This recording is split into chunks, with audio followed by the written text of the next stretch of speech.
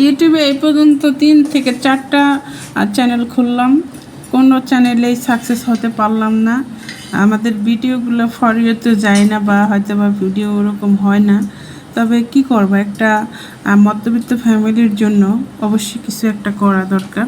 তো সেই হিসেব করে আসলাম যে হয়তো বা শিখবো, শিখে একটু কাজ করব। তো যতটুকু জানি ততটুকু দিয়ে কাজ করলাম।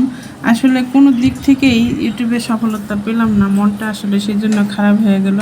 যাদের দরকার আসলে তারা যা চায় ওটা আর পাওয়া যায় না, যাদের প্রয়োজন নেই তারা কিন্তু না চাইতেই কিন্তু অনেক কিছু পেয়ে যায়। এটা হয়তো বা তাদের ভাগ্য, আর আমরা যে পাই না এটাও আমাদের একটা ভাগ্য যে হয়তো বা আমাদের এখনও কিছু হয় না। তবে অপেক্ষায় আছি, দেখি আল্লাহ কি করেন। অপেক্ষা করলে তো আর সমস্যা নেই, হাল ছাড়বো না। একটু একটু করে যেরকমই হোক না কেন, যেভাবেই হোক না কেন চালিয়ে যাব। দেখি যদি ভাগ্যে থাকলে সফলতা অর্জন করতে পারলে করলাম, আর যদি না পারি, ভাগ্যে না থাকলে তো আর জোর নেই।